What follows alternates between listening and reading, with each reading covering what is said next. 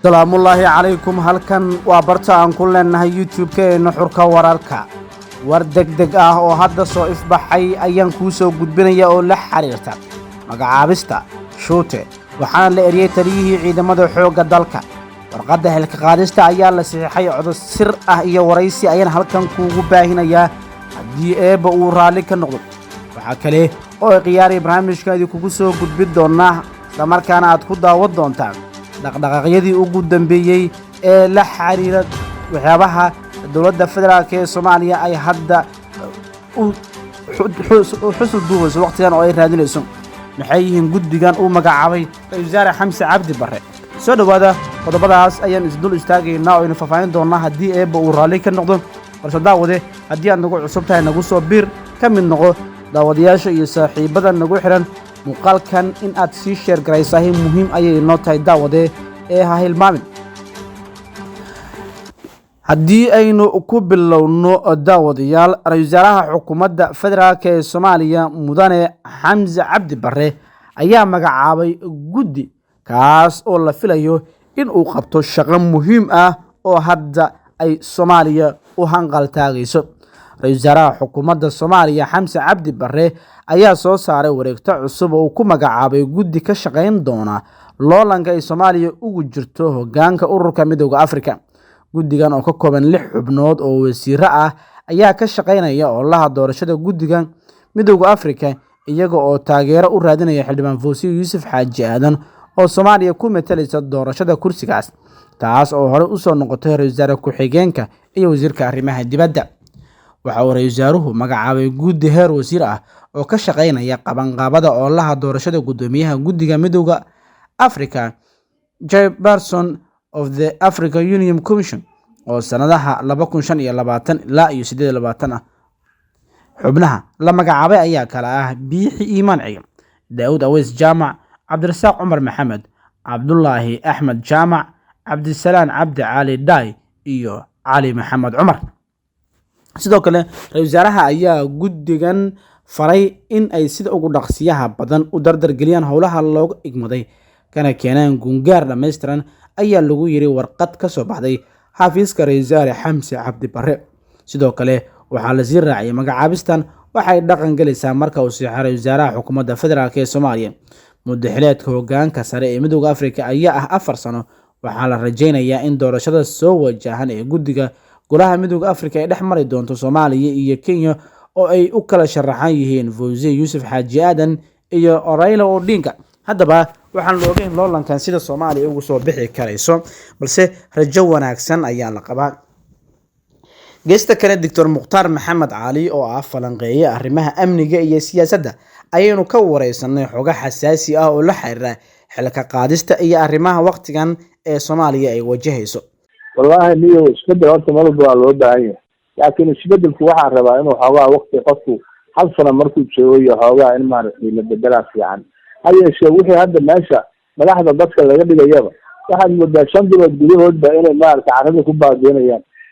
oo waxba aan lagu aamini karinba oo markii aad arkayso qofkii oo fashilmay waa la magacaabayaa horuu ka fashilmaya marka taliyaha militarigu horuu ka fashilmay waan ognaa waxa uu sameeyey hebel shaan macna ninkii la lahaa marka la dilayay markii la magacaabaadkiisa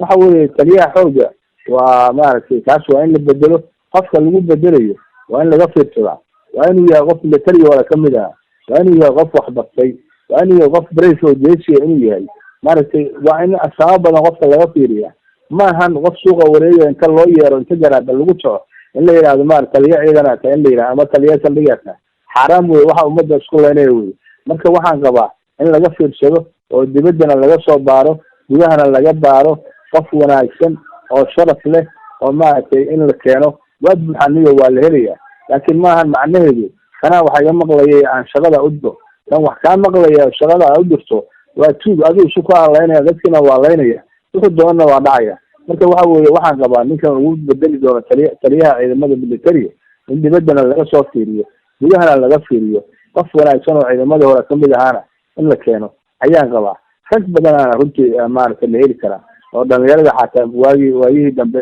80-aadkii ciidamada ka mid noqotay 81-dii حتى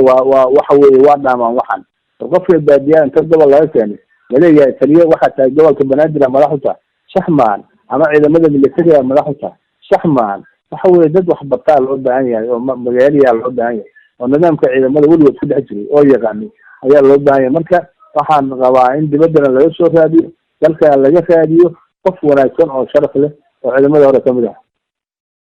Mahad Salaad waxa weeye Mahad Salaad waa nin maaragtay dhalinyarada cuslaato weeye, waagi siyaad barre ma joogin, kabacdi waa dagaaladii sokeeye ma joogin, waa dhuxul soo baxa waa nin maaragtay iska maaragtay ciidamadana ma soo marin, tababarna ma soo marin, ama military ha noqote ama police ama asluub ha noqote, nin tababar ciidan soo mara maahan, nin ciidan wax ka yaqaana maahan. waxa weeye noocaas oo kale markii hore in loo dhiibo oo lagu baroobeeyo sax ma ahayn. waxay nin ciidamada soo maray in meesha la geeyo, sideeda ciidan waxaa loo dhiiba nin ciidamada soo maray. nin aan ciidan soo marin oo shacaba ciidanka waa baabiinaya, waxna kama yaqaano, ciidanna ma yaqaano, waana sharci daro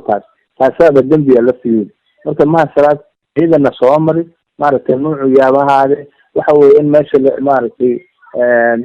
ninaan ciidan soo marina inuu meesha yahayo sax maahan. Mahad Salaad marka haddii hadda la bedelana, Mahad Salaad waxa weeye maaragtay